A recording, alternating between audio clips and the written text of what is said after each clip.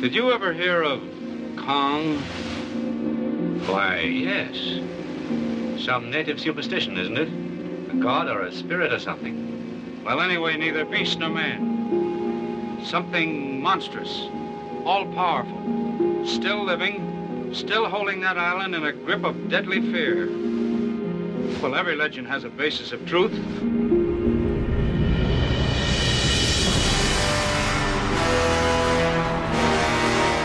Welcome to Now Playing's King Kong retrospective series.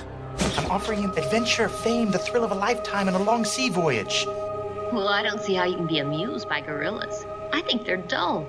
Well, this one's 60 feet tall. What do you think of him? 60 feet? That's right.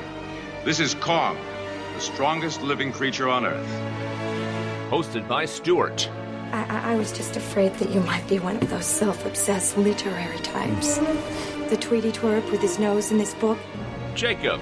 I'm on the level. No funny business. Trust me and keep your chin up. And Arnie. Here we are. Just one big happy family. This podcast may contain detailed plot spoilers and mild language. You sure about this? We're primates, too. Listener discretion is advised. It's time to show Kong that man is king. We hope you enjoy the show. Lights, cameras, Kong.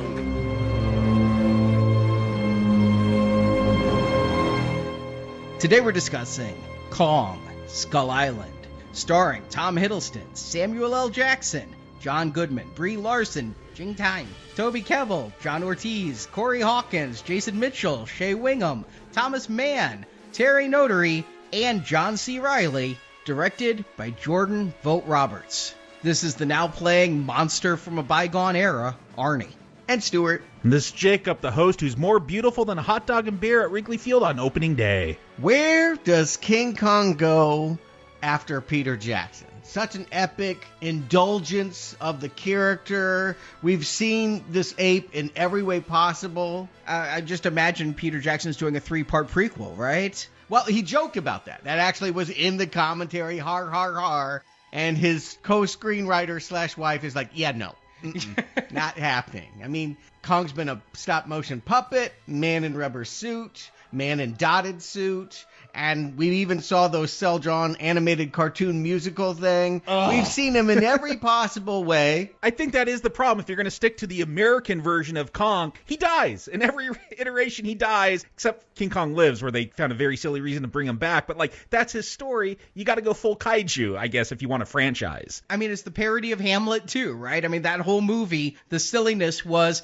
Hamlet dies. You don't have a Hamlet where Hamlet lives at the end. Spoiler alert for that 500-year-old play. But how do you have Hamlet 2 if Hamlet dies? Well, you can have a 20-foot tall puppet that takes 35 people to operate. King Kong finally realizes a lifelong dream. He went to Broadway. He's in a musical. I think he stepped on Broadway in one of the movies. Yeah, he was always meant to go there, but he actually went there 2008. First, he had to go to the Australian stage, which I got to say, a little less cool. But he starts in 2013. They're developing this musical, and no, the ape doesn't sing. The music is actually kind of hip. I was actually impressed when I saw, the people working on it were, these electronic acts like Massive Attack, Justice, The Avalanches. U2 did Turn Off the Dark. That didn't help. Yeah, speaking of which, when it moved from Australia, they were moving into that Spider-Man stage. They're like, we need a really big stage for a really big Kong puppet. But the show debuts in 2018, largely faithful to that story. Yes, we already know, except for one big change. Everything now is centered around Ann Darrow, who is still a struggling actress in Depression-era New York, but interesting twist, she is now played by a black woman.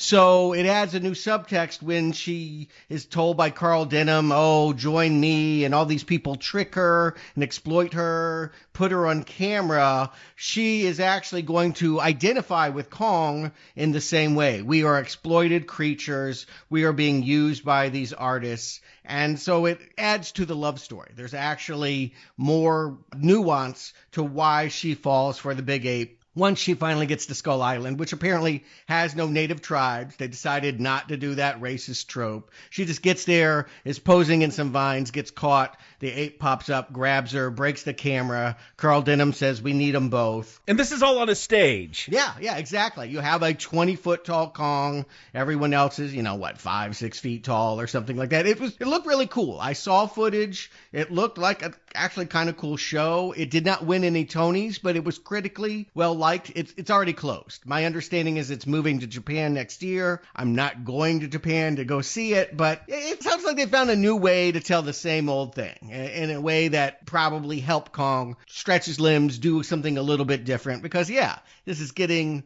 a little bit old now.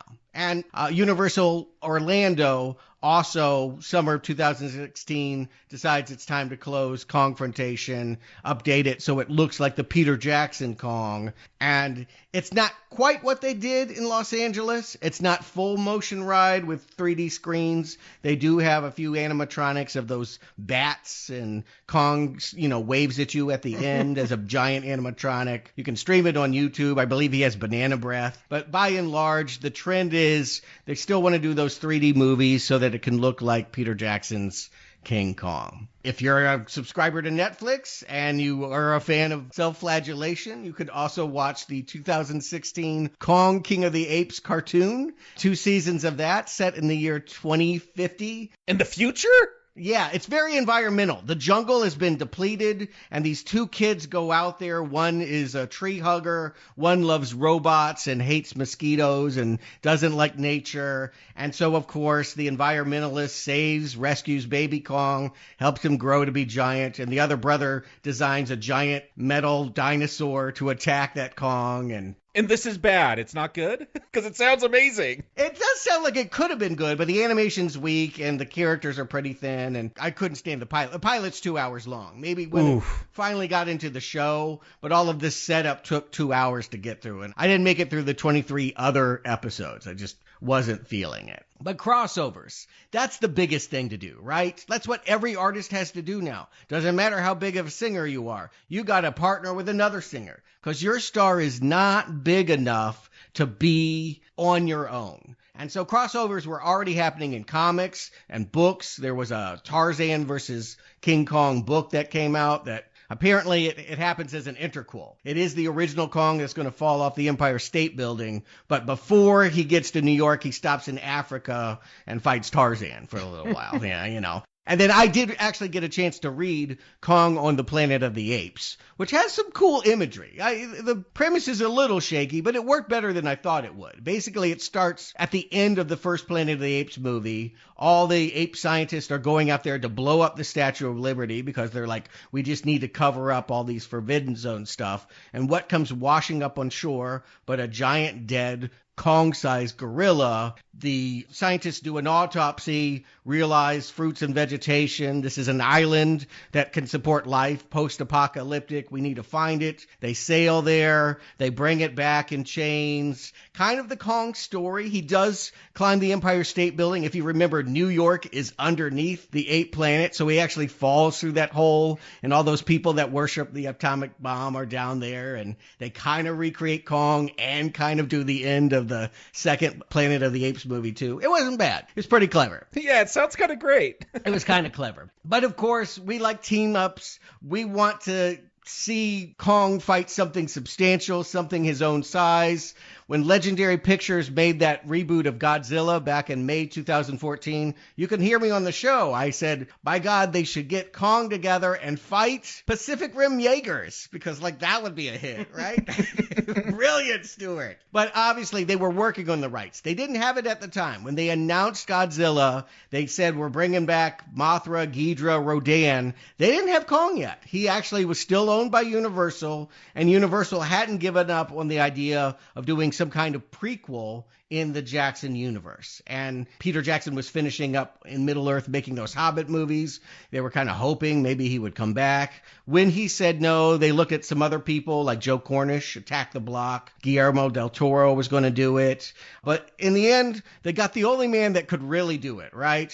Who else but Jordan Vogt Roberts could make this King Kong movie? Who? I feel like we're reviewing Harley Quinn all over again. Who is this guy? I know. I had to go look. He made a movie with King in the title. Kings of Summer will not have any giant apes in it. It will make you feel like you're watching Wes Anderson or Napoleon Dynamite. It's this quirky kids movie from 2013. It's the first movie this writer-director made, and it's about 3 kids that decide to run away from their dad, Nick Offerman, and build a really cool treehouse. And it kind of, it's mostly silly comedy, but it also has some danger, dramatic elements as well. And so he gets this major production for what reason? I know. So why wouldn't he do Kong? Like, this is brilliant. I think everyone was passing. It sounds like somebody, maybe Guillermo del Toro, recommended this guy. He had networked with the right people, and they seemed to like this guy's sense of humor. Even though he had no experience making big productions, they thought he was funny. He had just got a sitcom greenlit on FX, and they thought, he could bring a new level of humor and creativity to something that, quite frankly, I think we can all agree, Kong does need a facelift. I'm tired of seeing Beauty and the Beast. Please do something different with the character. So it was his idea to go to Vietnam. It's funny you mention maybe he was picked because of his sense of humor, because I remember the trailers and the marketing for this. It confused me because, yes, you say Vietnam, and it would start off like this gritty Vietnam metaphor told through King Kong, Samuel L. Jackson looking gruff, and then John C. Reilly just comes bubbling into the trailer like with that beard and that hair. And look, I like John C. Reilly. I think he's funny. He's great even in dramatic roles, so I don't mind that. It was just felt tonally weird to me that, is this dark and gritty, or is this going to be a Tropic Thunder comedy? Well, by judging what they did with Godzilla, that is the most stark, serious even more than the original one. Like, they were really trying to make that a dramatic movie. I went back and watched it. I hadn't thought about it in years. I was like, well, how does that thing hold up? I gave it a mild recommend before. It's not great. I mean, I ended up greenlighting it mostly for the disaster porn element to it, and that stuff is really good, but it is too stark. If you're going to have giant kaiju fighting, you really do want to find a balance between, some Kubrickian thing that they were doing, and something that I guess a guy that did a coming-of-age movie, Sundance indie film, could bring to it. You want something a little bit more quirky and fun, even if you want to do a more serious Godzilla than what he did in the 70s and 80s. I need to see that original Godzilla again. I did see Godzilla King of the Monsters.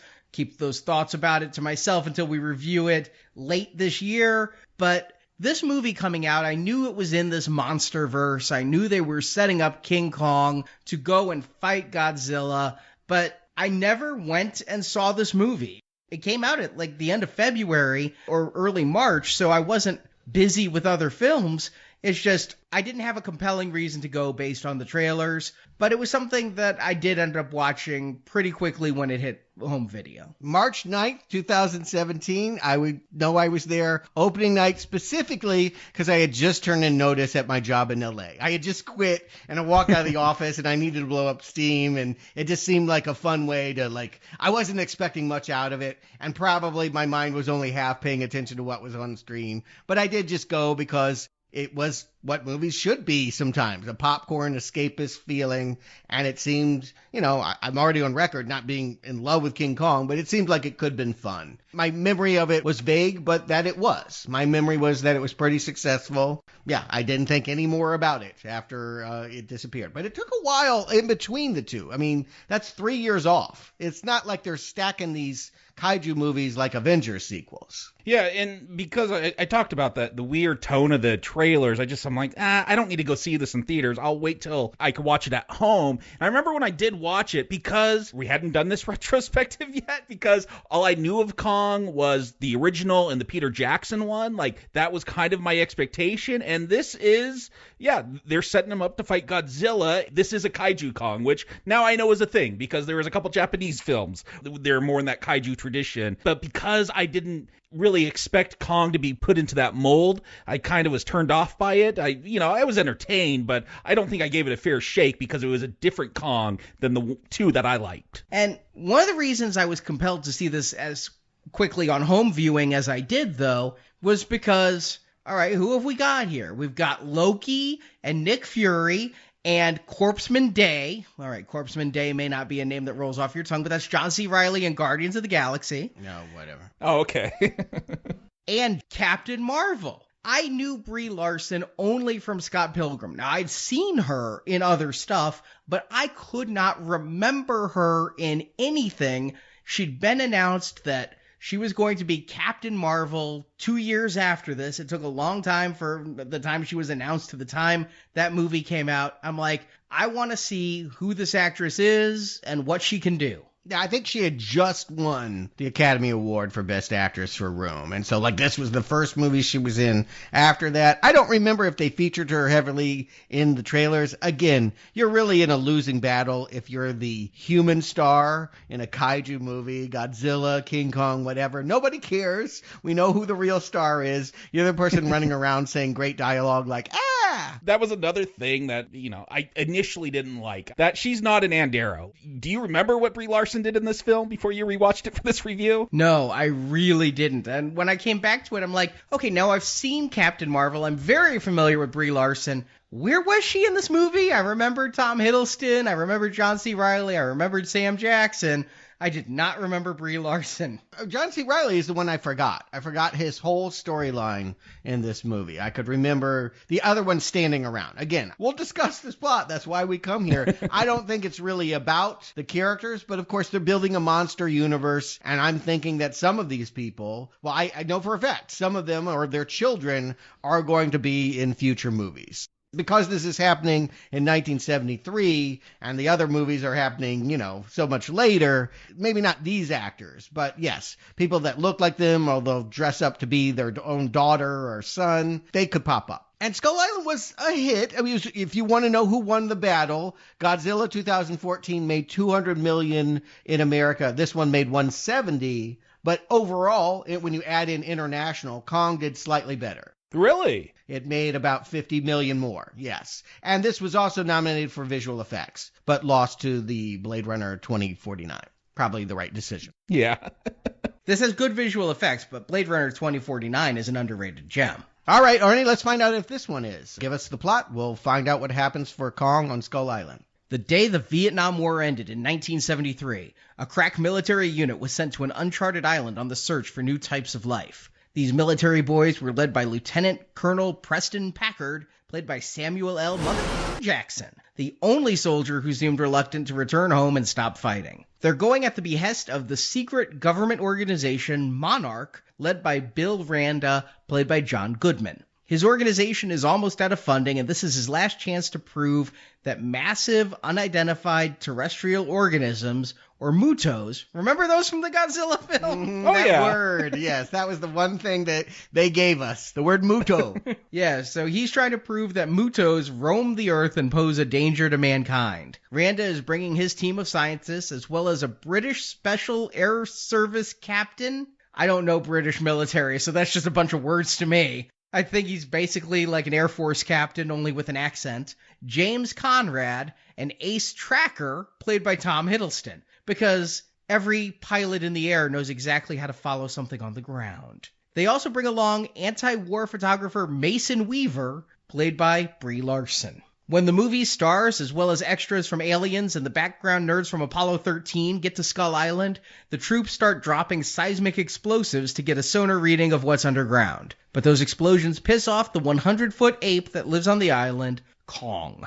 The massive beast swats down some of the military helicopters, killing the troops on board. The team is separated. Packard's team consists of Randa and some troops. The other group is the tracker Conrad, the photographer Weaver, and a couple scientists and soldiers. Ostensibly, the goal is to reach the island's northern tip in 3 days, where the rescue helicopter should arrive. But in reality, Packard wants to avenge his dead soldiers and kill Kong, so he leads his men to a downed chopper to get guns and napalm. Conrad and Weaver's team find a tribe of island natives, and with them is Hank Marlowe, a World War II pilot who crash-landed on the island and has lived there for over 30 years, played by John C. Reilly. Riley's job is to give lots of exposition about the island and that it's covered with monsters, the worst of which he calls skull crawlers, giant lizard-like things. Kong's species were the natural hunters of the skull crawlers, but a giant skull crawler and his ilk killed Kong's parents, and Kong, who's still a growing ape, is the only one left. In that battle, the giant Skullcrawler went underground to heal. If Kong is killed, the giant Skullcrawler will emerge, and Skullcrawlers will gain island dominance, and as they are amphibious, they will then go to more populated lands to hunt. So Packard's trying to kill Kong, Conrad, Weaver, and Marlowe are trying to save Kong, and lots of monsters kill what feels like dozens of characters that don't have enough screen time to make an impression. A showdown occurs when Packard sets a trap for Kong, setting off bombs to bring him in, then setting him on fire with napalm. Conrad, Weaver, and Marlowe come, and there's a Mexican standoff, but the pro-Kong trio convince all the soldiers to let Kong live. Well, all the soldiers except Packard, who's killed by Kong. But sensing Kong's wounds, the giant Skullcrawler comes out and attacks the big ape. It looks like Kong is going down until Weaver shoots the Skullcrawler with a flare gun, giving Kong an opening to rip out the giant Skullcrawler's innards. The survivors, the important ones being Conrad, Weaver, and Marlowe, reach the escape choppers and vow, along with the remaining troops and scientists, to never tell what lives on the island, lest Kong be hunted by others. And in a credit scene, we see Marlowe reunited with his wife and son, who thought him dead for 30-some years. And in a post-credit scene, we see Weaver and Conrad in a Monarch interrogation room. Two of the scientists come in and say Kong isn't the only Muto on the planet, and show pictures of Mothra and Godzilla, and the movie ends. Right. I think that even though this is the second MonsterVerse title, if you're watching things chronologically, this would be the first one that you would want to watch. None of the things that are happening in Godzilla 2014 have happened, other than some implication that back in the 50s, there was this nuclear test that actually wasn't a nuclear test. It was an attempt to kill this giant lizard coming out of the water. Well, it's much like the argument, which Star Wars do you watch first? Do you watch the 1977 Star Wars, or do you watch Episode 1, The Phantom Menace? That's an easy question to ask. You only watch the first three.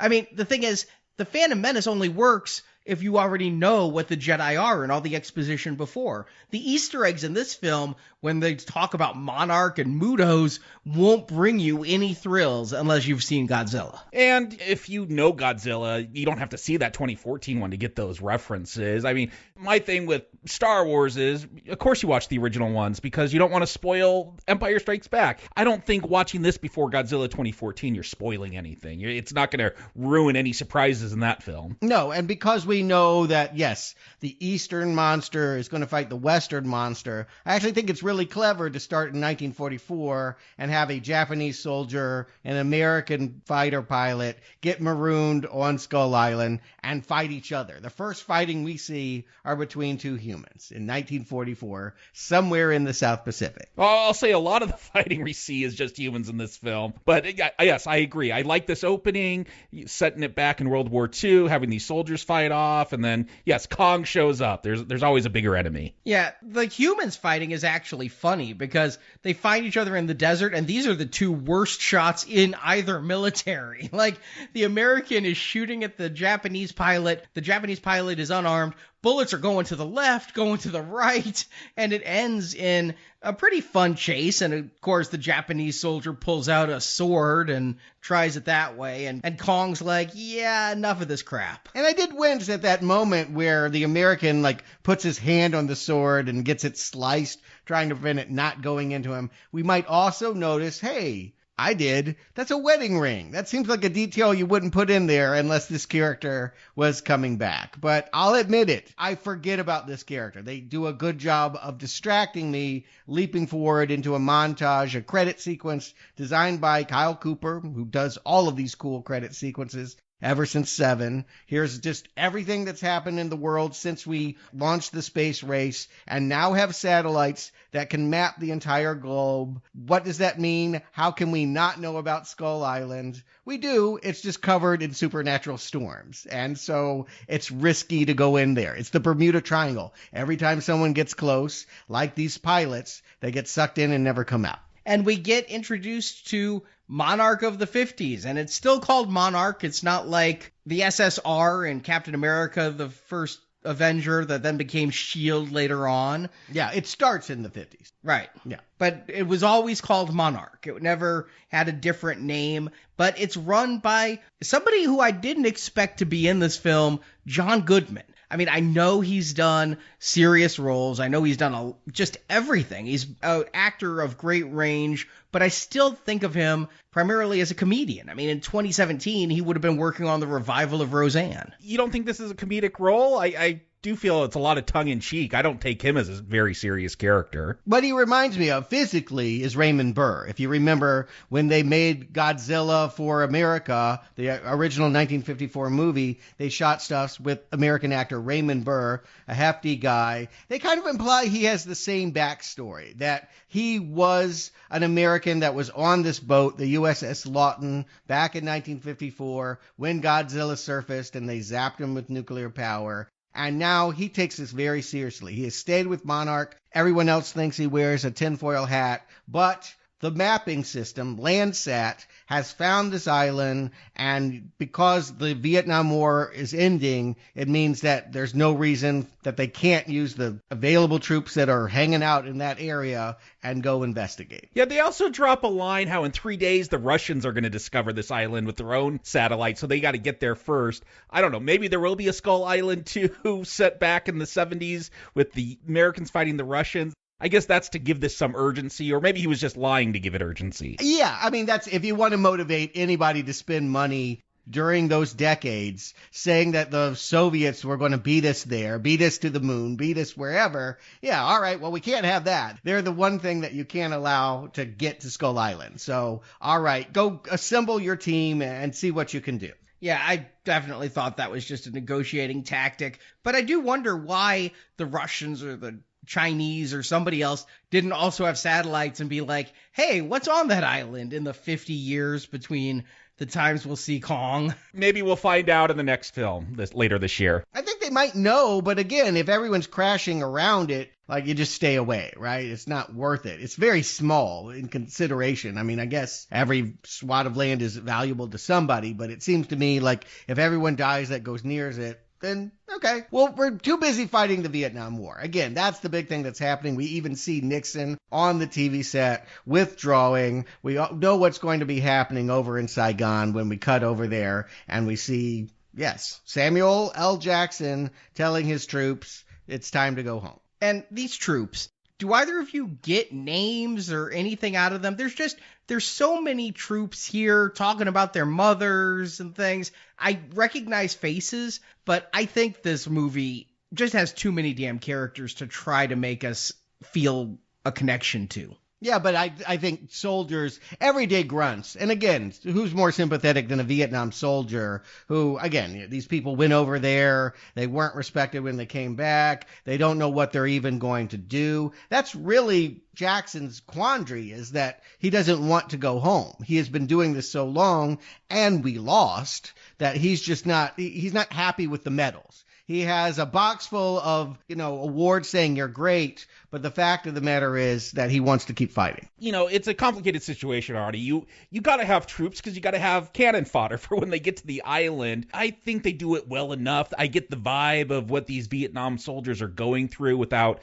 getting invested in any of them. I just note, okay, someone died. They're there to die. I like the vibe that they give during this opening stuff. Just where are they at in their mindset? Where is Packard at in his mindset? But yeah, you're right. They're not important, but we need cannon fodder. Yeah, I particularly laugh when they introduce this guy, Jack Chapman. He's second in command, and he's trying to write a letter to his son, Billy. I mean, that all but screams dead meat. I mean, we're laughing in recognition of like, uh-oh, you might as well put on a red shirt. I mean, it's just, you're doomed here. But again, they're a fun crew. I agree. They're not defined characters. They're types, but they seem like people that, I can understand how frustrated they might be thinking, oh, we get to go home. Oh, no, there's one more mission. Our commander has seen to it that we have to go help out what they're told is just surveillance. Some people want to trek into the jungle and take pictures for 3 days, and we're the military backup. Meanwhile, the other person coming, we get John Goodman and his subordinate Brooks going to Saigon to get Tom Hiddleston, Pool Q Ninja. Yeah, this was a rewrite. This wasn't how they originally planned this. The script went through all kinds of permutations, including modernizing it and having Tom Hiddleston be looking for his brother on Skull Island. I mean, again, I think the idea is if we're hiring these people, don't we want them to continue on in the sequels? Aren't they part of the MonsterVerse? We know that if it's 1973 and everything else is happening 40, 50 years later, this is a one-shot. And maybe that's why Tom Hiddleston signed on to it. Maybe he didn't want to do several movies with an ape. He's done several movies with Hemsworth. I mean, it can't be that much difference. Well, I actually think, that's someone you can play off of. Yes, he's a big lumbering Hulk ape, you could even call him, but there is banter. There is ways to play off of this. This is a different Kong. We'll talk about how they realize him. It is not even Andy Serkis.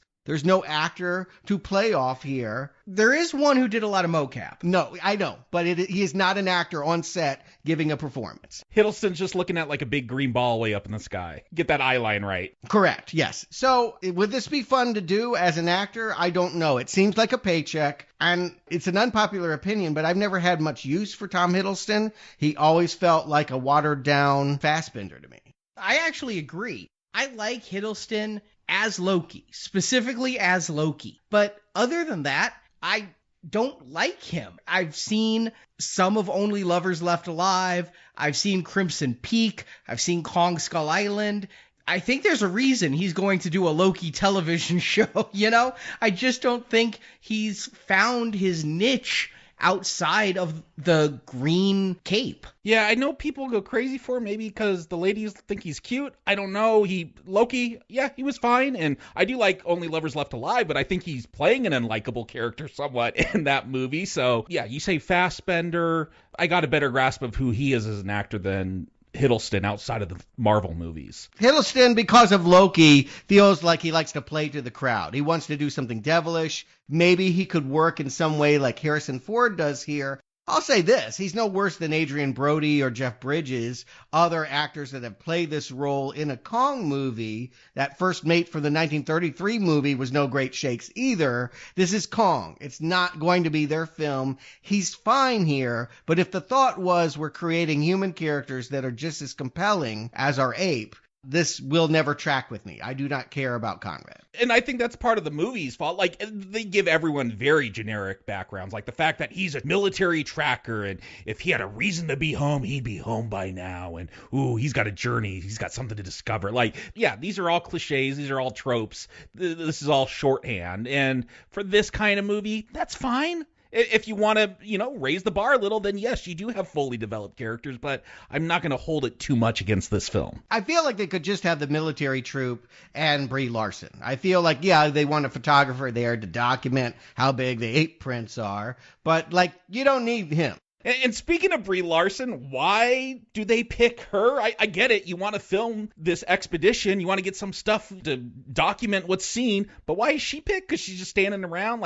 She seems to have even less of a backstory than the generic ones given to these military guys. I'm going to give Brie Larson's character this, though. Because one of my pet peeves is social justice warrior agendas in period pieces, where you have a movie that's taking place in World War I, and yet we have women on the battlefield shooting guns because that's what modern audiences want to see. And when I came back to this movie, I got it confused. The horrible one is The Legend of Tarzan with Margot Robbie as this kick-ass woman in the 18th century, so out of place. I actually like how Brie Larson is here. They're surprised it's a woman because she has kind of a masculine name, and I think she does her role well without ever feeling out of place. And I will just put, she did social justice warrior this. She insisted she was not going to carry a gun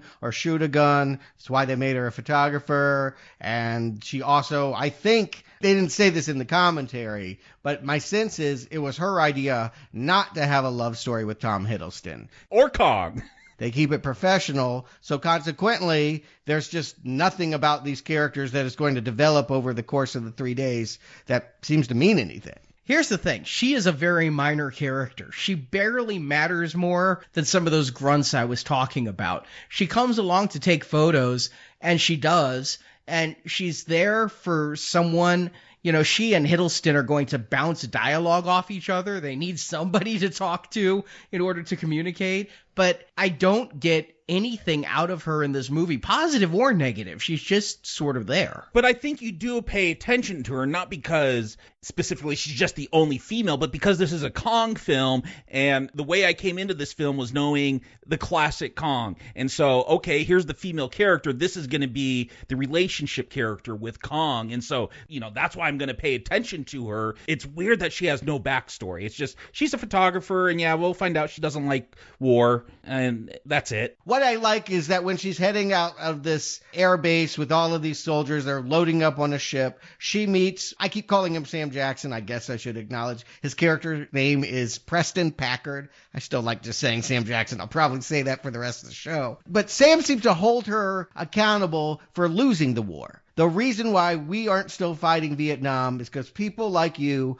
took pictures that changed the minds of people back home. We could have stayed and fought and won this thing like World War II if you hadn't stuck your camera lens in here. And I think that's an interesting dynamic that maybe doesn't get enough airtime in the middle of the movie, but at least sets up some good tension. Yeah, I found it a little bit annoying. She calls herself an anti-war photographer. I mean, your job title is war photographer if you go into a war and take pictures. If you're an anti-war photographer, you go into a war and then expose film needlessly? I do not know. But of course, I mean, you do know that Vietnam is a war that we think about very differently because we have those pictures. We saw what soldiers did and what happened to them. And yes, so on some level, Sam Jackson is right that she brought a level of exposure that made people very nervous about staying. There were other reasons, too. It's a very complicated story. But yes, I do think that that's a good tension to have, and I like the fact that she's there to create animosity with the head of this military outfit. Yeah, I just wish she had more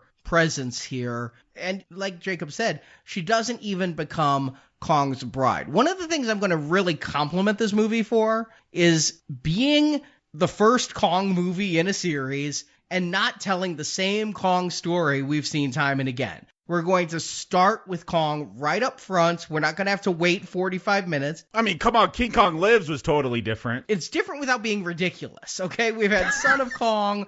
We've had King Kong Lives. We had King Kong Escapes. I mean, if you buy into the premise, the hollow earth theory, all that is ridiculous. But yes, I get what you're saying. I just think this one, I have groused about the pacing in every King Kong film as they try to get to the island. Here, we start with Kong. You know, he's in the very first scene, then we have the credits, and then it feels very fast-paced, montage-y as we're getting these people together to go to the island. We are getting there fast. We are sacrificing characterization to do so. I actually don't think we get there fast. It takes 25 minutes, but they have so many characters. The ones you cut are the Landsat guys, the two guys that have the satellite photos. John Ortiz and some guy named Steve are also tagging along. Of course, because they are the dead meat. They will both be killed in semi-spectacular ways, so that's why you do it. But yeah, they give us the brief here as everyone is loading up that, yeah, they're about to approach a island with a mythical past. And you mentioned the tag along to John Goodman, this geologist Brooks. It's really his theory. His theory is the hollowed earth theory. He believes there are pockets throughout the planet where things could be. And he doesn't elaborate on what those things are, but they're moodos. He thinks giant monsters potentially could be underneath this surface. They're not digging for oil. And so he's going to have these soldiers drop bombs and then see what pops up. Take some pictures. And it definitely has a Apocalypse Now, Flight of the Valkyries feel as these helicopters are going over the island, the jungles, and dropping the bombs. But instead of getting a giant Marlon Brando as the person you're going after, you're going to get a giant Kong. And this is the biggest Kong ever, right? No, second biggest. The biggest one is the Japanese movie King Kong versus Godzilla. King Kong's Escapes. He scaled at 150 feet. This is 100 feet. But yes, he's big. And I will compliment the film. Like, it does catch me off guard when Kong makes his appearance, because I've kind of been rocking out during this helicopter ride. We have the Stooges, then we're playing some Sabbath while we're dropping these bombs, and then all of a sudden a palm tree just comes flying through a helicopter. Like, it caught me totally off guard, and then it just erupts into a huge action scene. Yeah, this is a different take on Kong for lots of ways. One, because he will not be playing out a Beauty and the Beast love story,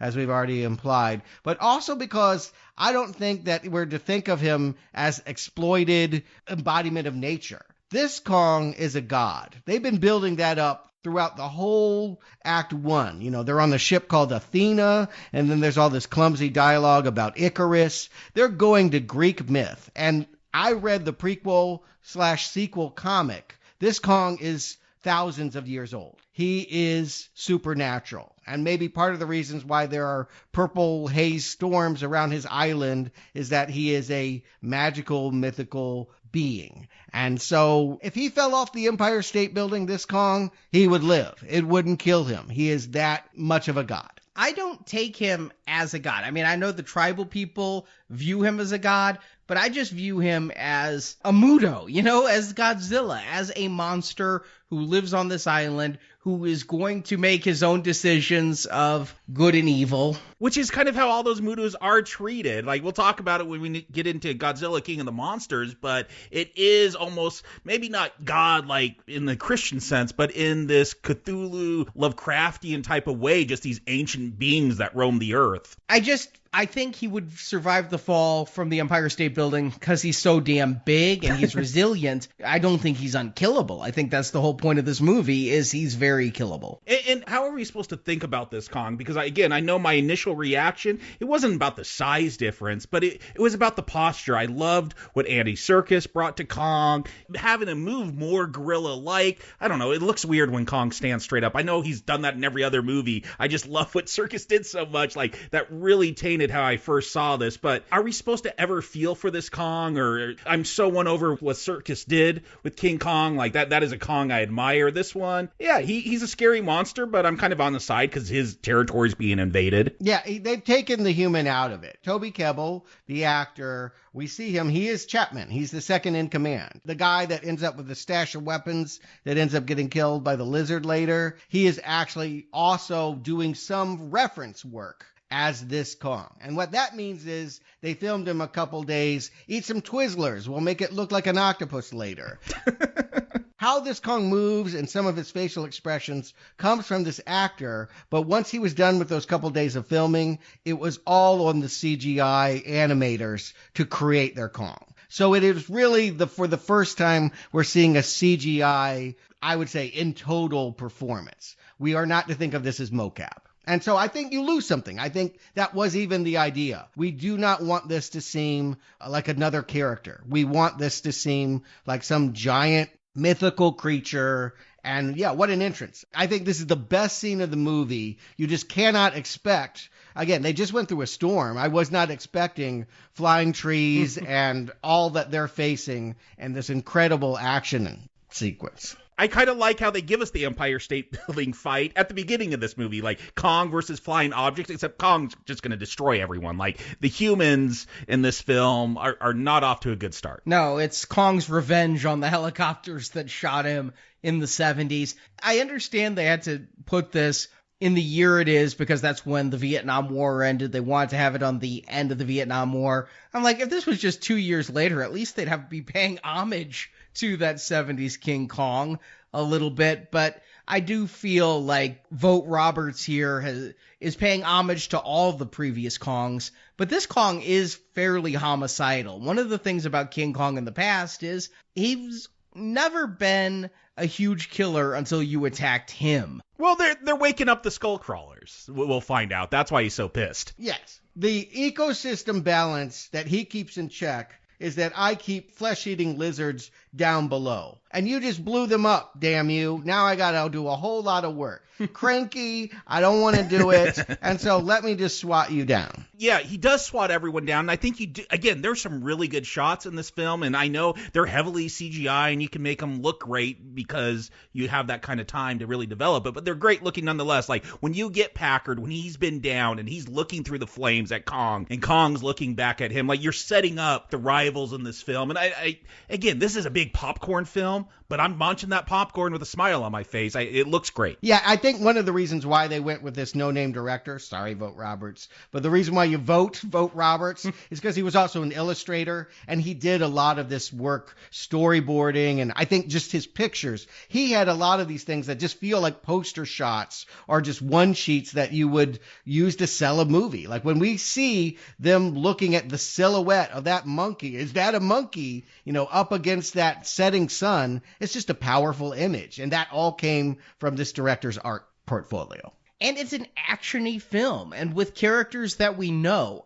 Going off memory, I'll have to rank these later this year, but going off memory, this is a hell of a lot better at 30 to 45 minutes than the Godzilla one was with Quicksilver starring. Well, it's a bigger sequence than you're going to get of the first hour of Godzilla. You can argue about what's better or not. Again, the tone is a little bit more funny because we have this sensibility. I mean, it's a serious moment. Don't get me wrong. I'm sure for these people it's not funny, but you do laugh when you have that shot of inside the chopper and the ape is shaking them and they're falling into his mouth. I mean, I do. And then you cut away and Steve is biting into a sandwich. Even in the most serious moments, I do feel like there's a playfulness you will not find in that 2014 Godzilla.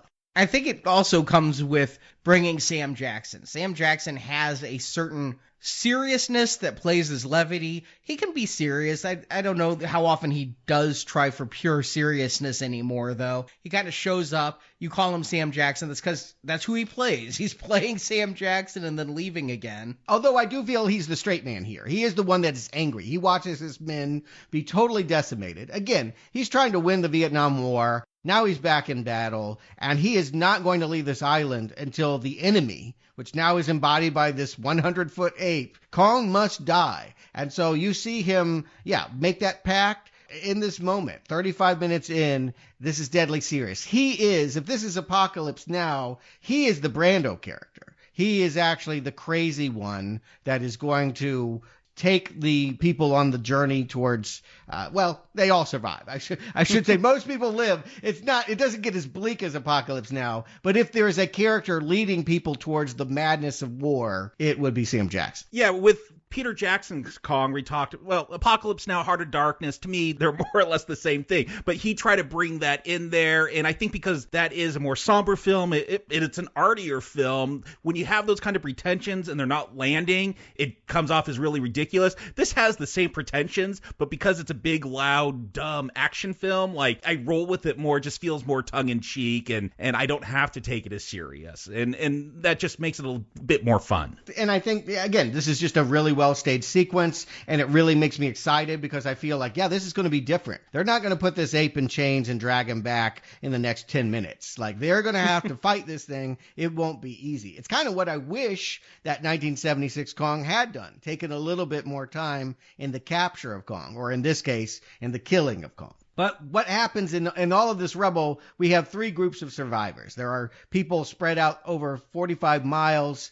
and we'll follow intercutting between these three teams as they have 3 days to get to the exit point. Because if they're not there for the pickup, then they're stranded on Skull Island, as long as John C. Reilly has been, probably. And they're broken into three groups, really. We've got Packard's group, who, as I mentioned in the plot summary, he's going to go hunting for Kong. And then we got Chapman, who's off on his own, just alone. I don't know why they give us that. I don't know what that progresses or tells us about the island. Yeah, I don't think it serves anything except to give Jackson a reason to keep fighting and to pretend that he's trying to save him later on. Yeah, he has all the goods. If they're going to kill Kong, they need napalm. And he went down with this ship, the Sea Stallion.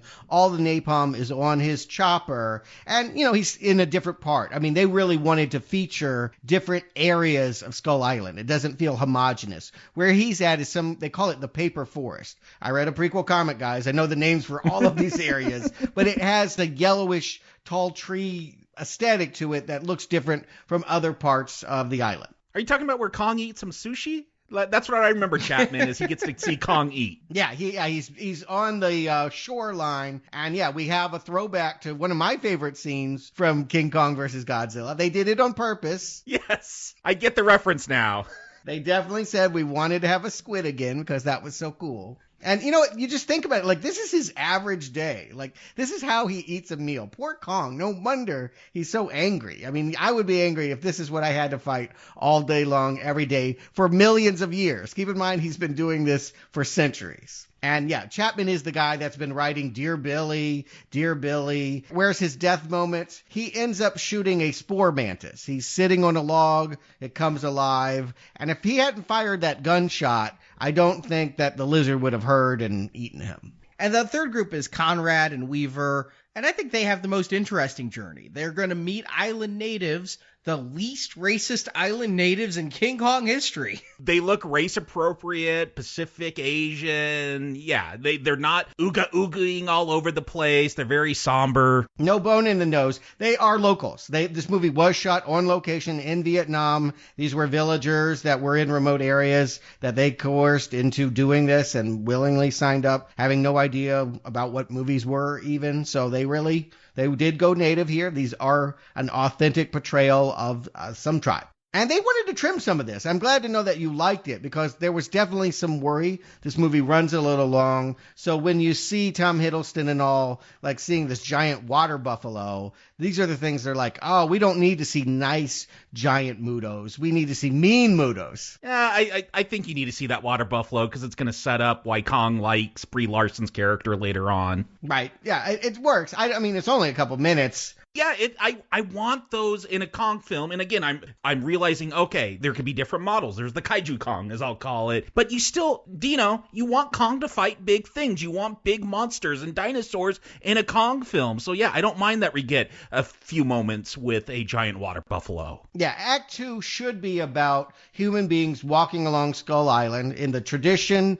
of all Kong movies, this is the part where we get dinosaurs and giant snakes and what have you. Or in this case, giant mother long legs. I had to check. Was this movie R or PG-13? Because when we get this scene of some hapless soldier looking up and getting speared through the mouth by a spider leg, that really does push the rating. I couldn't believe they did that. Yeah, there's blood throughout this movie. From the very beginning with the Japanese soldier and the blood as he's cutting the hands, pushing the sword through, to some of the deaths here. Bodies burning, bodies bleeding, bodies impaled. Yeah, it's definitely a hard PG-13. For sure. And you need that blood because that's part of how Sam Jackson is able to track. You know, they look at a mountainside. Kong, during that big fight, I love that he reached out and grabbed a helicopter and the blades chopped his hand. So he's bleeding. He is leaving a trail for them. And this makes Sam Jackson very happy. He's convinced that if they get to that napalm, he's sure that they can kill him. God, he is not. Man is king. I don't want to hear about no king ape. And Kong's going to take a beating throughout this. It seems like most encounters, he's going to get a little more wounded, and carry that with him. But he also has a nobility. You want to retain that. I felt like they could have made the 1976 King Kong more like Jaws and less like the fairy tale. You could have had it been more scary, but I do think you always want to have some purpose that Kong serves that is noble. And here we will learn his noble purpose when we have Conrad and the gang, reach that tribe and really meet, the soldier from the beginning of the movie. You might have forgotten it's been 50 minutes since we saw that U.S. airman landed on Skull Island in 1944. He's still alive here in 1973. Yes, John C. Reilly, who... It works for his character because his character has been among these mute tribes people for the whole time, but he feels like he's in a different movie than everybody else. And I'm glad. I actually feel like if they had tried to make him Marlon Brando, that wouldn't be fun. He's more like Dennis Hopper. Like, he's just the wild, crazy one, and it's just kind of fun to see him learning all the things he missed. Like, oh, a man got to the moon. Well, what does he eat? Because I've been kind of isolated as well. And so, like, yeah, his whole story is actually, to me, he becomes the main character of Kong Skull Island. He is the only human being that matters. He does something that nobody in any previous movie has done. He actually shares the spotlight with Kong. He doesn't steal it away, but he at least looms as large as Kong once his story is being told. I think there's a little much of him. That's the only thing, is there's some scenes where I think the director finds it funnier than I do when they're talking about the Cubs versus the Tigers and fixing the boat. There were definitely scenes that I felt, if we cared more about plot, is this a comedy or an action film? If it's an action film, then some of these scenes of jokes needed to go. If it's a comedy, then scenes can have no points except to amuse. Yeah, I think this is a fun blockbuster film. It could also use some trimming with the editing, I think. Like, yeah, do we need a lot of scenes where they're fixing up a plane or a plane boat, whatever you want to call it? Yeah, it's not as excessive as Peter Jackson. I would never say that. There's still some fat on this meat, though, that could have been trimmed. Well, if you go and see Kings of Summer, this director's first film, one of the big thrust of that story, if you want to call it that, where these kids create this dream treehouse. And so he said this is sort of a carryover here. The idea that the crash planes end up getting reconfigured into this vehicle that will actually be, you know, the boat like Apocalypse Now that they'll ride in. It's also apparently Metal Gear Solid reference. This director loves video games in the commentary. He is dropping all the time references to games I don't know. Does he love Star Wars? Because, Arnie, did you hear the Millennium Falcon? Like, when that boat was powering down? Like, that was straight from Star Wars. Yes. Well, and the Millennium Falcon's engines were taken from some World War II plane, so it does fit. Oh, okay. So maybe that's what it's from. But it definitely sounded like the exact same choking engine sound effect. Yeah, exactly. We've entered a regressive world where he's like Peter Pan or something like that. We're in Neverland here. And the sadness is that, well, yes, he's been marooned. He left to go fight World War II, knowing that his wife was pregnant. 29 years now passing. He knows that they are still out there. Do they want to see him? Has she remarried? What is their life like? Could he get back there? His reason for living has also died. Gunpei, the Japanese soldier that was coming at him with a samurai sword, ended up helping him make this float. Like, they ended up becoming friends. They learned how to work side by side. I actually kind of wish we could see some of that story. I wonder if I might like that movie better than this. But at any rate, the point is that this is a character that has lost a lot and is ready to come home. Yeah, and his is kind of the story I'm most invested in. Like, is it one of the soldiers? Someone like makes a reference like his wife probably thinks he's dead and not waiting for him anymore. It's probably true. It's a harsh joke, but it's a harsh reality, and it makes me care more about Marlowe's character because, yeah, that's sad. He's got a son out there, and will he be reunited? Like, as goofy as this character is, I'm also kind of the most invested in his story because I don't think anyone really has like an arc that they're trying to accomplish, a goal that they're trying to accomplish. You're wondering the whole time, right? There's a blonde chick here. We know she's Kong's type. What is it going to be like when they finally meet? And they have this awkward scene where she thinks she's Captain Marvel. Not yet, but she goes out there to lift a plane off a giant ox. Yeah, helicopter off of a giant water buffalo. Sure. But you know what I mean. There's no way she can lift that. Kong comes, lifts it. What's he going to do? He's going to scrunch his face and leave. He's not in love with her. They're not going to play with those uncomfortable sexual dynamics, and I think that's wise. Again, it's not that movie. That's what I came to realize, thanks to this retrospective in part, that there's different Kongs out there. But yeah, it is the reason why Kong, I guess, is not going to eat her later on. Like, he recognizes that she was trying to help that animal. Yeah, it's professional. I mean, I think Brie Larson I keep it professional. There will be no sexual innuendo. I don't want any touching. I will not get in the palm of that monkey. I'm not inviting you to do this, ape, and you will respect my boundaries. And so it's a strange, in some ways refreshing, because I don't want Beauty and the Beast again. But in other ways, it leaves me asking, well, then why are you here if not to just remind us of that story? I guess it's just we're to think of this as progressive, that we can have this blonde woman here and not feel that she has to be a damsel in distress in an ape's palm until the end. They do it a little. Yeah, a little, very little. It's not a love story, though. Yeah. And again, they don't even develop a love story with her and Hiddleston. They have lots of scenes of them just looking at each other. Very professional. I don't see any glimmer of romance there. Just nope. Just very chaste. And so, too much? Would we enjoy it more if this large cast were being whittled down, if we were seeing more of these people we know die? Because we are seeing soldiers, eat spider legs and what have you, but they're not the people that we're following. And it may mean maybe more excitement if we saw someone that we kind of liked get crunched underfoot. Yeah, they all are going to stay alive till the climax or the credits. And it is frustrating because it's so obvious. They don't spend time humanizing the characters that are, as Jacob called them, the cannon fodder, but there's no suspense. I never think Tom Hiddleston, Brie Larson, John Goodman are going to get stomped early on. Right. It's 72 minutes, just to point out, before anyone that we've been hanging with gets killed. Nunes, the guy from Landsat, has been hanging around them. You forget even why, but mustache guy, right? I never even got his name.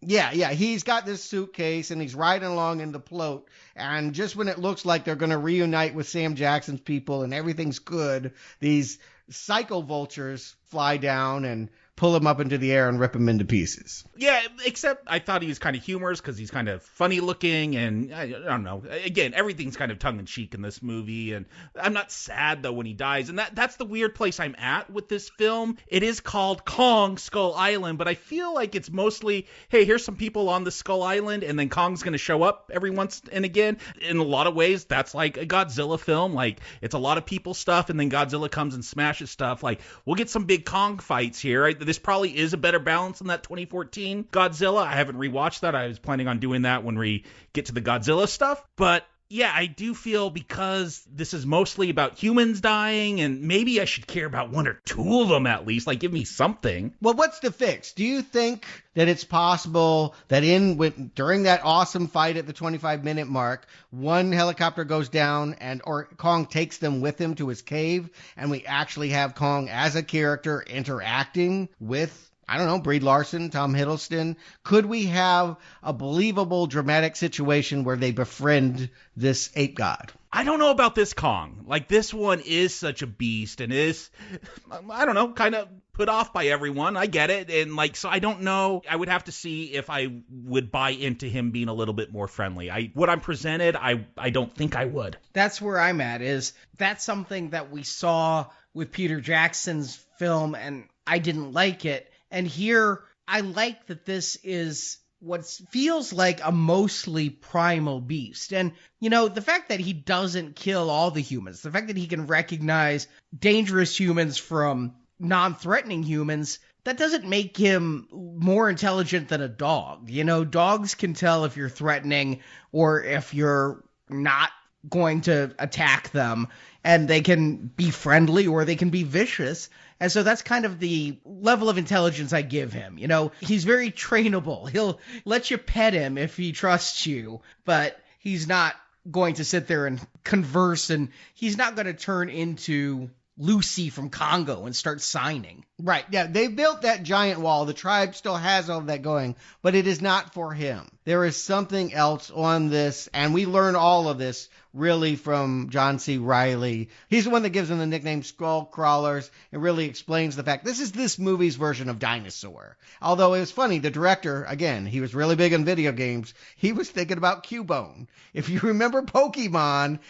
Pokemon, yeah. Remember the guy that wears his mother's skull on his head? Yes. That's what he designed. That's what he wanted to go for here with this design. I mean, these aren't like puppy dogs with skulls on their heads, but they do have skulls on their head. Like, their skeleton is outside of their body, at least where their head is. Yeah, exoskeleton. And yeah, I think he listed some other things. Again, he had a lot of references. This movie is ladled with Easter eggs. I only got some of them because I don't play modern day video games. He was really geeking out at the design and having this be the enemy. I mean, you need that. I mean, even in Godzilla 2014, there was that other praying mantis thing that came up that Godzilla got to fight. You can't just have it be Kong versus Sam Jackson. There really needed to be something. So what do you guys think about the non-dinosaurs? It's interesting because I feel that they're in a corner where they can't do dinosaurs because it's Mutos, right? We have Godzilla, so we can't have a T-Rex and have it make sense. We don't want the Mutos to be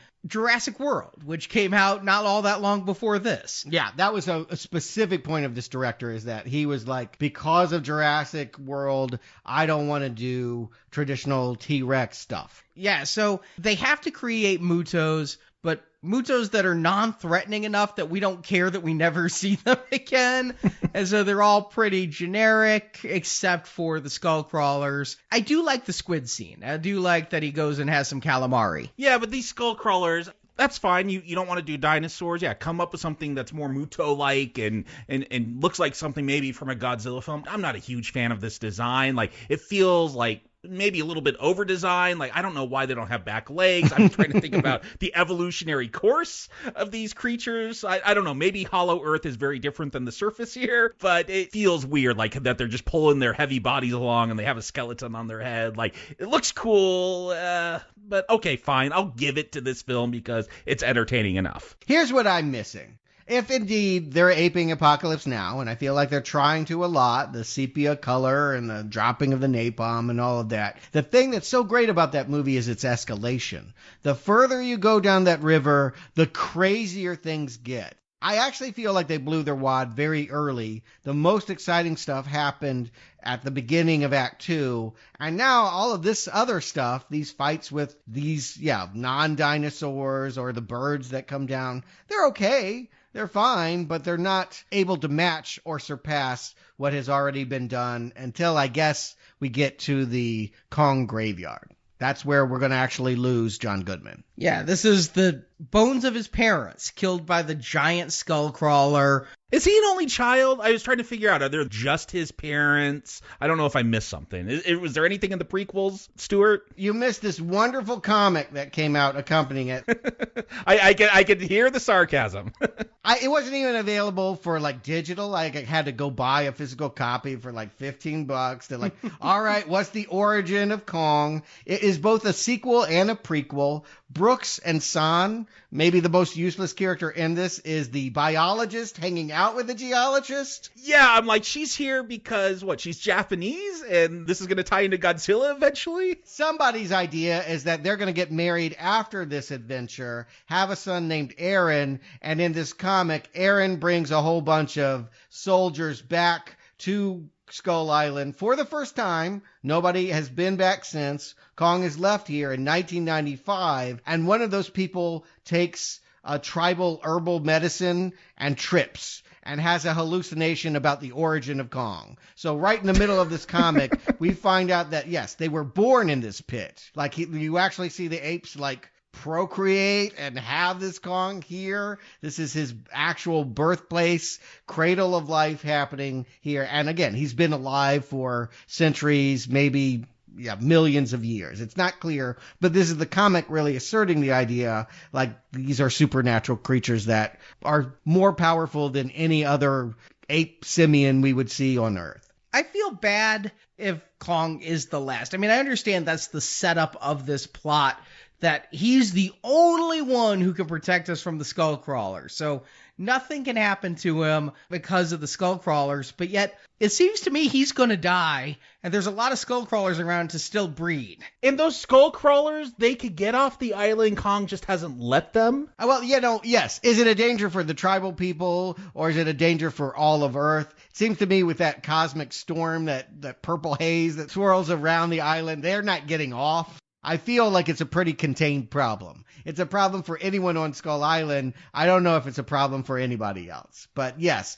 in this ecosystem, the reason why all the other creatures are able to flourish and live, the reason why John C. Reilly has lasted so long, is because all these little lizards and this mythical big one, which we know they got to save for a climax, are being stomped down, kept in the underground Hollow Earth. But that will all change here as we see Samuel Jackson not listen to any of this and say, no, I want to kill this ape. And it starts here with this bone graveyard attack. The whole point that Sam Jackson has been spinning is that, oh yeah, we got to get Chapman, right? Chapman. I don't care about the napalm. I care about Chapman. Well, one of these big creatures actually upchucks his skull. Conveniently, it still has his dog tag on it. No neck, but it's got a dog tag around it. Yeah, so like this is not what they need to do, right? But Sam Jackson is insistent. But I got the sense, because I agree with you, I thought everyone saw that skull get spit out with the dog tags, but then later on, I think it's Hiddleston's character's like, oh look, no, he's actually dead, everyone, here's his dog tags. Like, so they didn't see that, and I don't know. It's kind of messy, but it's entertaining. Hiddleston's not doing enough, right? Like, I feel like they even have a scene here, feels awkwardly inserted, where like, we're gonna give you a gas mask and a ninja sword,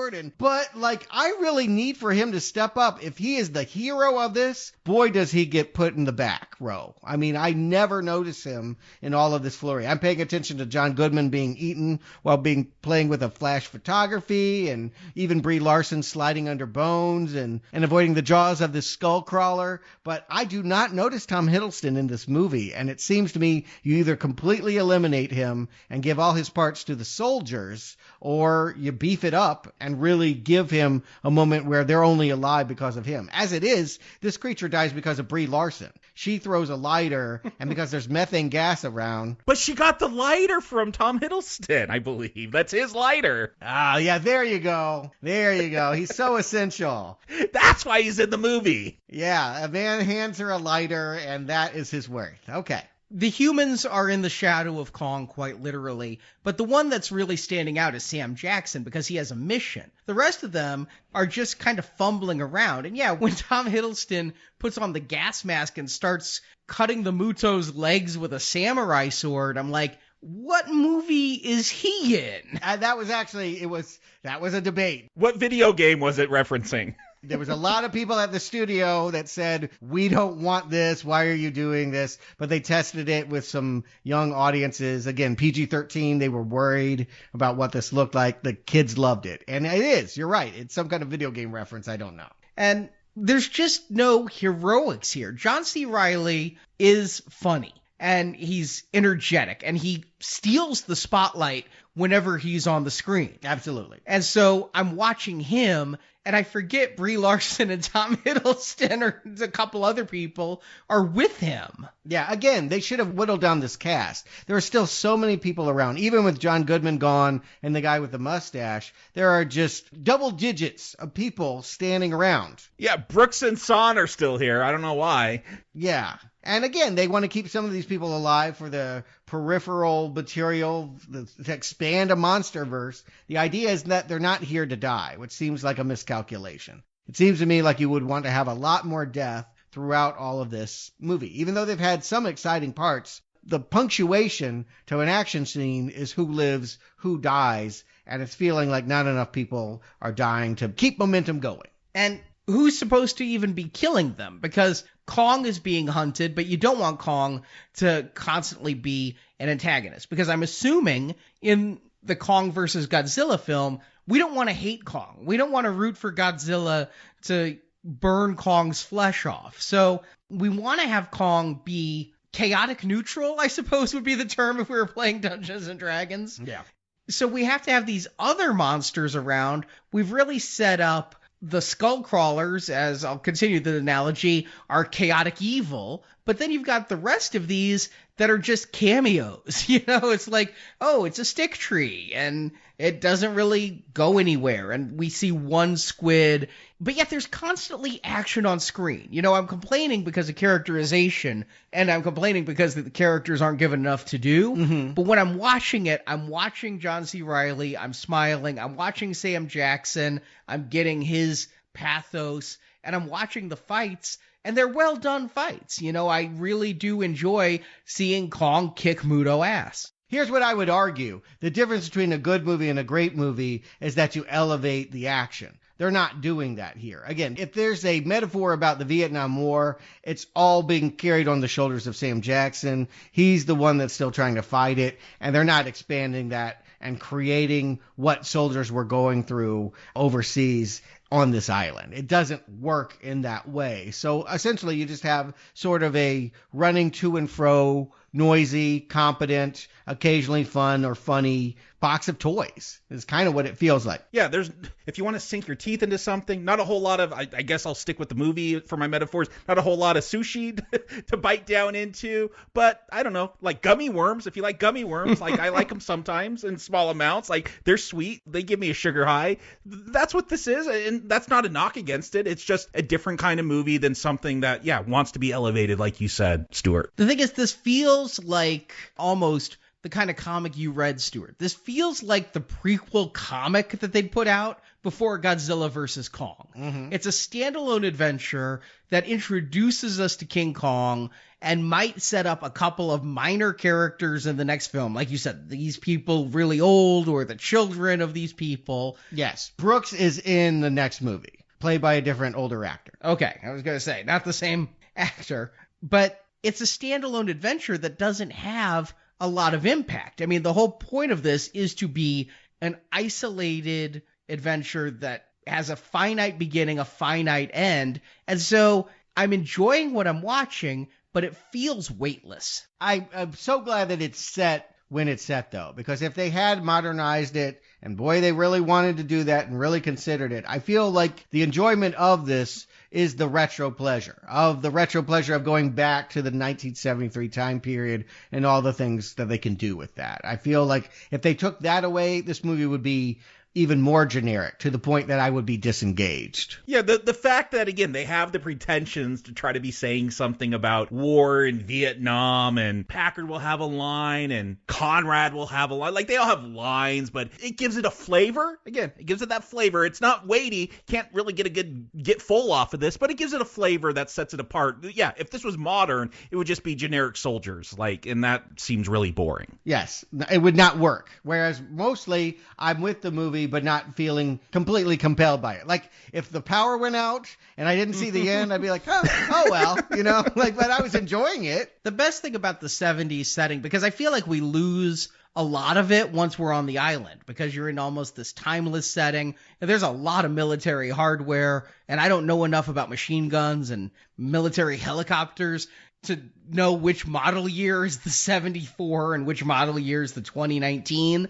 But the music, the soundtrack of this, it's a lot of standards, it almost feels like Freedom Rock level, double disc set. Creedence. I mean, Creedence is a lazy equivalent of we want to do Vietnam. Creedence Clearwater Revival. They impressed me early on because they do a Stooges song, and it's not 1969. It's not I Want to Be Your Dog. It's not Search and Destroy. It's not like the ones they usually use. It was one off of Funhouse, which, well, if you do a lot of acid, that apparently is their best album. It's not my favorite, but I'm like, oh, they got some deep cuts, and then Sabbath with Paranoia. I'm digging these songs. I had no idea that song was that old. I looked them up to double check. I did look them up.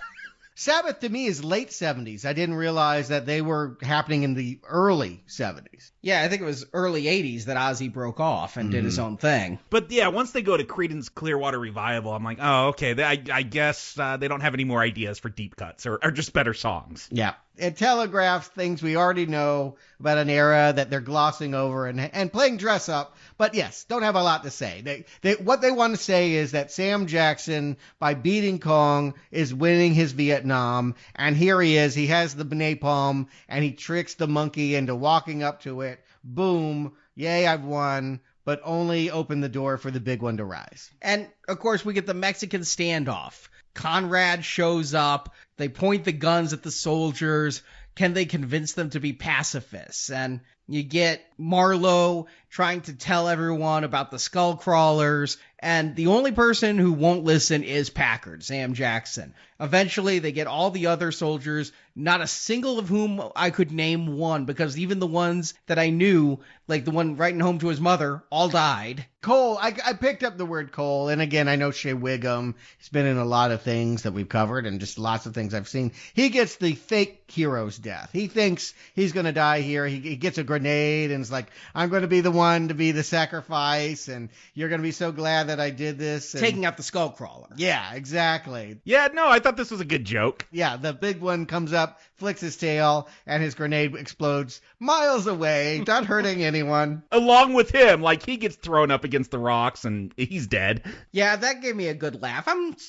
Listen, if you say the director is focusing on comedy, a lot of the comedy is working, and it really kicked in. Yep. There were jokes the whole way through, but when John C. Reilly showed up, I do feel like we're in a very light-hearted action adventure film. Yes. And maybe too light is what I would argue. It's like so light that it almost feels unimportant sometimes. But I'd rather have that than doom and gloom and heavy. You can't make these kaiju movies so serious. And it was fun to see callbacks. It's fun to see when Kong pops up again. Of course, he wasn't dead.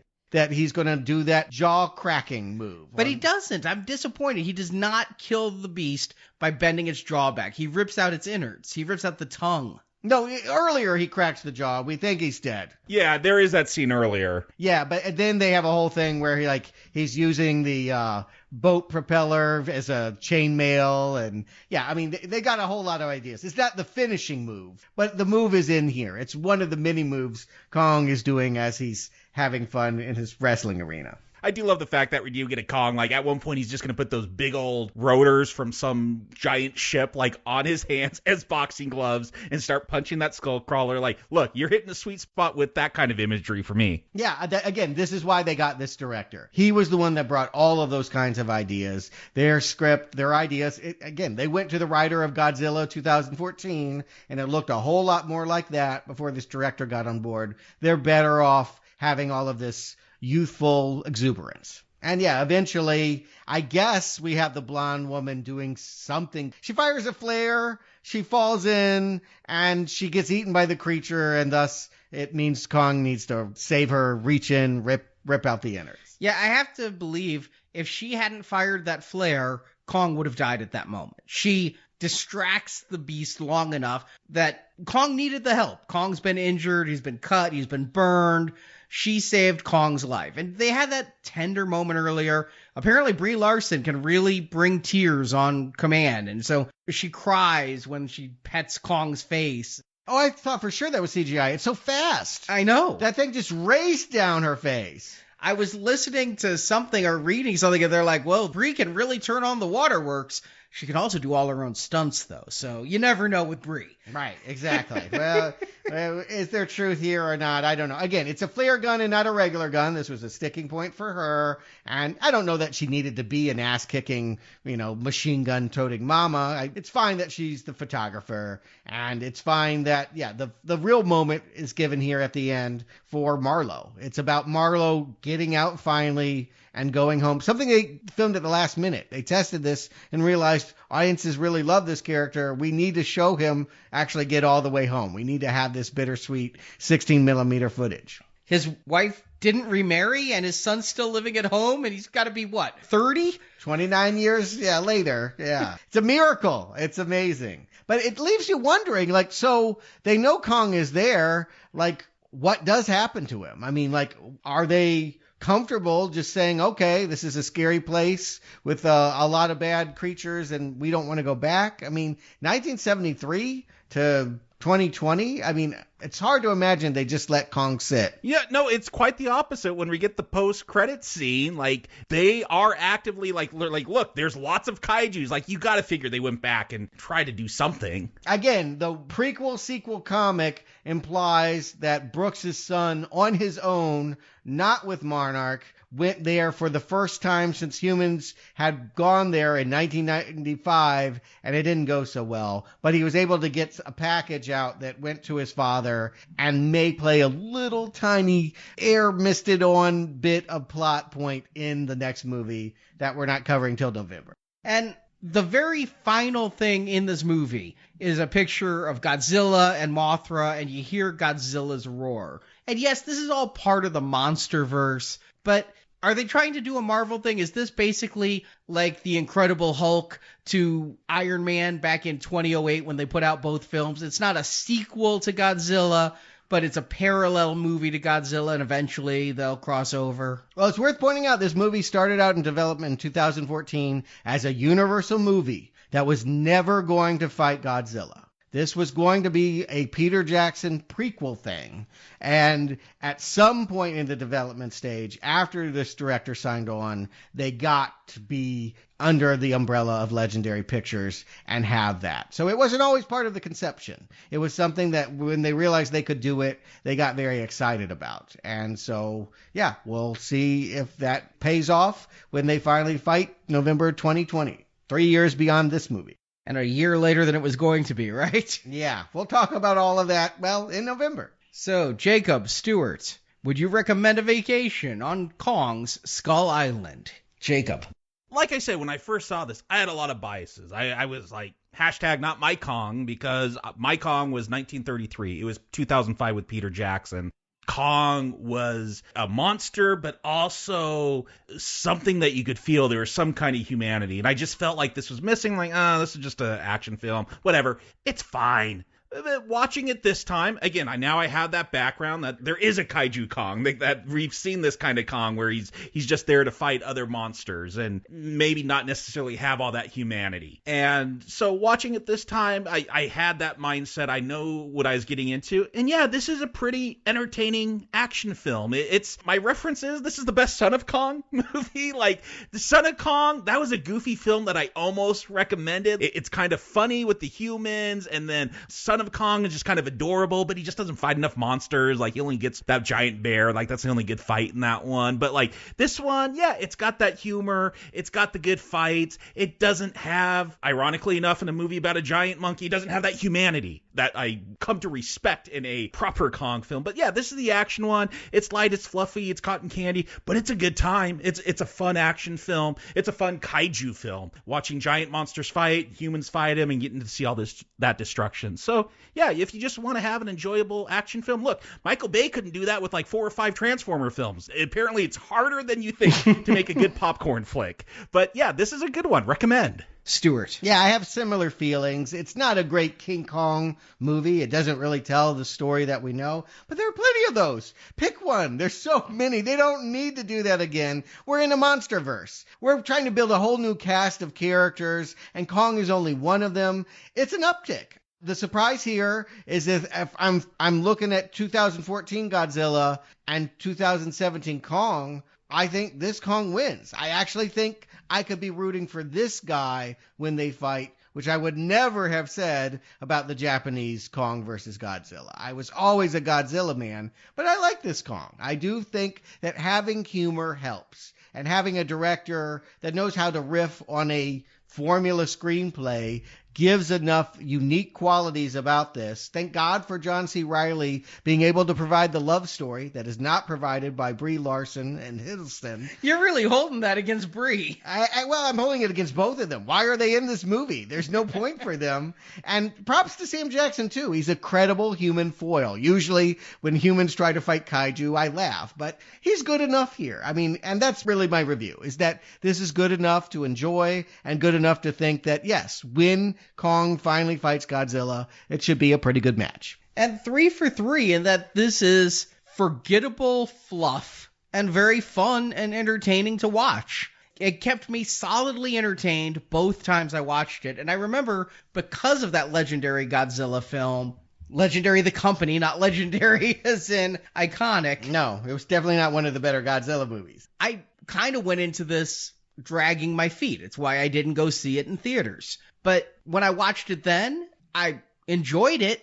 I saw my Letterboxd rating on it, and then I forgot all about it. I couldn't remember anything about it. I was trepidatious coming back in after this Kong retrospective series. I'm like, here we go again. And this changes it up. Like you said, I don't want to see another telling of Kong. Peter Jackson put the nail in that for me. I've seen it every 30 years. Let me wait another, I guess, at least 10 to 15 before you do that again. You didn't see the stage musical, but in every other way you could slice it, been there, done it. Even the cartoon where they sang. Yep. So I like that you take the character of Kong and you do something new with him. You give him a different story, a different adventure. Obviously, you can't tell the normal story because he can't die at the end if you're going to have him fight Godzilla. So I really enjoy this, but I'm probably not going to remember it next week. You know, it's as forgettable as the popcorn you have at the movie, but it's a recommend for sure. And I'll preview my thoughts for when we get to November. It's the best legendary monster movie I've seen. Yeah, there's only 3 out so far, and we can hope, but I agree. That's what I mean. I'm in Kong camp. I can't believe it, but they converted me to Kong over Godzilla. They haven't been as successful with Godzilla. We'll elaborate on that. The 3rd movie came out last year, Godzilla King of Monsters. We're going to cover it right before Godzilla vs. King Kong in the middle of November, right before Thanksgiving, assuming they don't punt and move that release date again. We were thinking that movie was opening in just a few weeks, and we were walking right up to it, but last minute they pulled the plug, and we just decided, let's have a King Kong retrospective. And I think it's been a surprise. I thought that I didn't like Kong. I thought this was going to be a little painful. I like pretty much every installment but King Kong Lives, even Son of Kong. Yeah, but even that one, I mean, it's not quite Brown Arrow, but it's bad in a... Yes, agreed. I laugh. I have fun. I have some fun. There's no installment that is worthless in the way that most franchises, frankly, have. I mean, if we had reviewed that Mighty Kong, if we had done the Dudley Moore musical, that's that one. That one really sucked. And those other animated musicals really sucked. But beyond that, yeah, for what we covered, I really like this retrospective. It's one of the strongest I've ever been on. I agree. I am surprised with that, especially with that 70s one. Which I'm like, there's no way that one could be good. But yeah, it was kind of entertaining. Like, even though he doesn't fight any dinosaurs, but I haven't recommended them all, but they all have their strengths. Yeah, there's a consistency, which is hard to nail. You know, with a character that's gone on for 80 some odd years, for him to more or less come back and be about as good every time is nailing it. That shows that there's something to this character. And I'm kind of the opposite of you, Stuart, because I thought I was Team Kong the whole time. And coming back and watching them time and again and seeing, you know, they had their strengths, that's for sure, but they also, all of them, had their weaknesses. And I'm kind of cooled on Kong. You know, I think I'm ending this series on my favorite film of the whole series. Yeah. And in second place is a tie of the 1933 film and King Kong Escapes. Really? So Kong 76 has fallen in your estimation since you were 7 years old? It's one step below those two. King Kong Escapes is so ridiculous fun, and then King Kong the original it's got its own character, and I liked it. And King Kong vs. Godzilla, I was surprised how much I didn't care for it. The soma berries and the cigarettes and all of that was hilarious. Oh, it had its moments, and I recommended it in the end, but it just wasn't the strongest recommend I thought. And then, yeah, Son of Kong, King Kong Lives, that horrible cartoon. It's been a mixed bag for me, but I'm happy to walk out of the jungle, and ending on a high note makes me more excited for November. Right.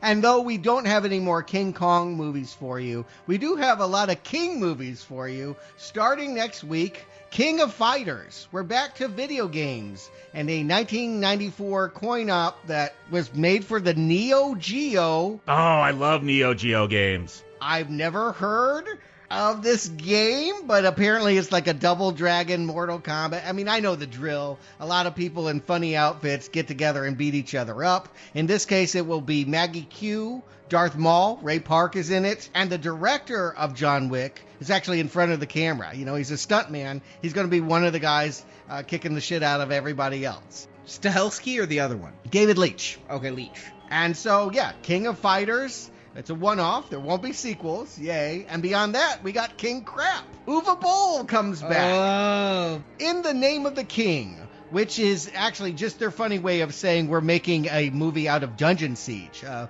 fantasy video game. I don't know, but apparently is good, even though these movies couldn't possibly be good. Again, Uwe Boll, he's coming back. 3 films, and I love the stair-step decline. First movie, Jason Statham. Oh, that's kind of impressive. Second one, Dolph Lundgren. Oh, God.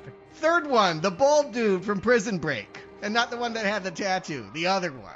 Those are the stars of this. I think it's called In the Name of the King because they'd like for you to mistake it for Return of the King. This is Uwe Boll's Lord of the Rings. You know, I haven't used my flamethrower since that one day. Yeah. Despite all the snow, I haven't used it to clear my driveway, but it sounds like I might be breaking it back out for a U-Bowl trilogy of, we can roast some marshmallows. Fill up the butane tank. Yeah, why did Statham need to do that at the height of his happening? It's strange. But anyway, if you're not looking forward to that, and I can understand why, we also have real movies coming. New Mutants is really getting released. That horror X-Men movie. I can't believe that. I am shocked. Yeah, we'll be covering that one, and then what looks like one of the most fun franchise films of the year. So excited for the return of James Bond. No Time to Die right after that. Yeah, these are definitely going to be better than U-Bowl.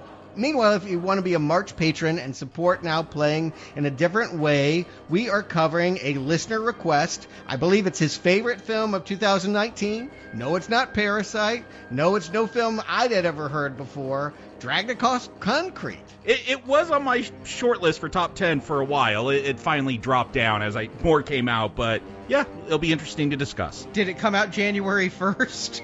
It didn't get much of a release, but then again, it stars Mel Gibson, so there you go. Hey, Daddy's Home 2 was a big, wide release and made a lot of money. Yeah, but he wasn't playing a racist cop in that one. Right. And we'll also be starting spring donations soon, which means Us, Quiet Place, Bird Box, all films I can't wait to talk about. So hang with us. If Uwe Boll's not your thing, we've definitely got movies you want to hear about coming very soon. So thank you for listening. This has been Now Playing, the eighth wonder of the world.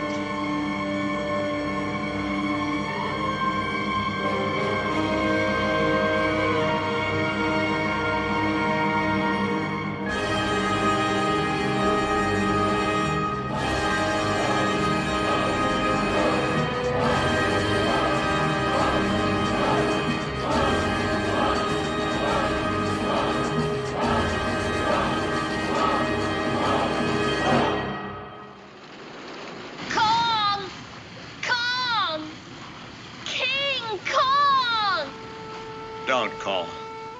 Yeah, let him go. But he's going. He's going home.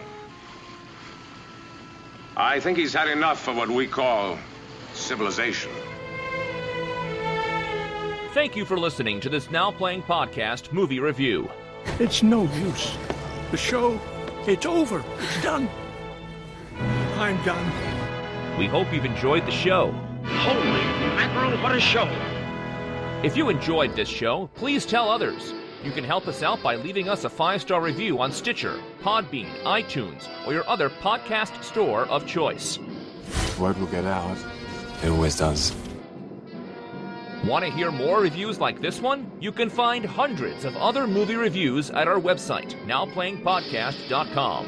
Switch it on, like this, and you'll get my matching. In our archives section are over 800 reviews. Listen to our hosts discuss horror, sci-fi, comedy, action, drama, and more. Plus, you can hear reviews of every movie based on Marvel or DC Comics. Wait till those candy asses in New York hear about this one. A new, totally free movie review podcast is posted every Tuesday, so come back each week for another new show. This island is just the beginning. There's more out there. What do you mean, more? This world never belonged to us. It belonged to them. The question is how long before they take it back. Kong is not the only king. Now Playing relies on listener support to keep operating. Do you suppose he knew he was saving my life? Do you suppose he knew he was helping us? Of course not. You want me to believe he was grateful? You can support Now Playing by joining our Podbean crowdfunding campaign. Backers can get early access to reviews, unedited reviews, exclusive shows not available anywhere else, and more. Details are at nowplayingpatron.com. I am a realist, and I need you, so I am going to be generous. I will let you go without a bit of trouble and with lots of cash. At our Podbean site, you can also support the show by listening to any of our donation shows. Series like Planet of the Apes, Jurassic Park, Phantasm, Jaws, and others are available for a small, one-time contribution. I'll give you another 1,000 to leave right now. You haven't given me the first 1,000 yet. You can also donate to us directly on PayPal. Details can be found by clicking the banner at the top of our website. nowplayingpodcast.com. You might as well settle up. Here, pay me. I'm not gonna stiff a friend. Want 375 more Now Playing reviews? Get the Now Playing book, Underrated Movies We Recommend. Arnie, Stuart, Jakob, and Marjorie reviewed 125 different movies, each getting 3 recommends, or not recommends. There was still some mystery left in this world, and we could all have a piece of it for the price of an admission ticket. The ebook is available now, and the print book will be shipping soon. Find details at nowplayingpodcast.com/book. Well, it better be good after all this ballyhoo. You can also follow Now Playing on Instagram, Facebook, and Twitter. There, the hosts post new episode announcements, movie reviews, and contests, where you can win movies and soundtracks. Also, subscribe to us on YouTube for original video content. She could be hysterical, so come on, follow me. Now Playing Podcast is produced by Arnie Carvalho. I'm someone you can trust. I'm a producer. Believe me, I am on the level. No funny business. Associate produced by Jason Latham. Sure, no, I've been a big help. Now Playing is edited by Stephen, Heath, and Arnie. All hands on deck! Everybody on deck! Everybody on deck! Now Playing credits read by Brock. I can't tell when I'm talking or when I'm not talking. You're talking. Am I? Yes. I'm talking? Yes. Your mouth is moving. The opinions expressed on Now Playing are those of the individual hosts and may not reflect the opinion of Venganza Media Incorporated. If you feel it, you say it. It's really very simple. Venganza Media Incorporated is not affiliated with, and this podcast has not been prepared, approved, or licensed by any entity that created the film analyzed herein. You can't accuse me. You wasn't there. All movie clips and music included in this podcast are the intellectual property of the respective copyright holders. They are included here for the purpose of review, and no infringement is intended. We must not panic. If there is one thing we cannot afford at this time, it is hysteria. Now Playing Podcast is an exclusive trademark of and may not be used without the expressed written permission of Venganza Media Incorporated. You need to listen to us! We're not at war, Colonel. You're making a mistake. Your lies got my men killed. And you're gonna get us all killed. Not our fight. Whose side are you on, Captain? Now Playing is a Venganza Media production, copyright 2020, and no part of this show may be reproduced, repurposed, or redistributed without the written permission of Venganza Media Incorporated. All rights reserved. Why'd he do that? Climb up there and get himself cornered. The ape must have known what was coming. What does it matter? Airplanes got him. It wasn't the airplanes.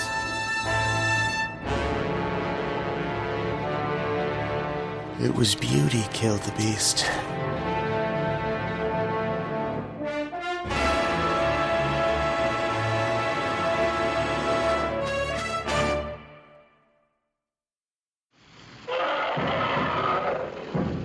Directed by Jordan Vote Roberts. Vote, like Yeah, voting? it's real Okay. easy. Yeah. Vote, like, yeah, what we're going to do in November. Yeah. Jordan, go Trump Roberts. Jordan. Jordan is the easy part. And by the way, are you recording? Because I don't even see the thing going. It is. It's over here. Okay, all right. I just wanted to check that part too, since we were.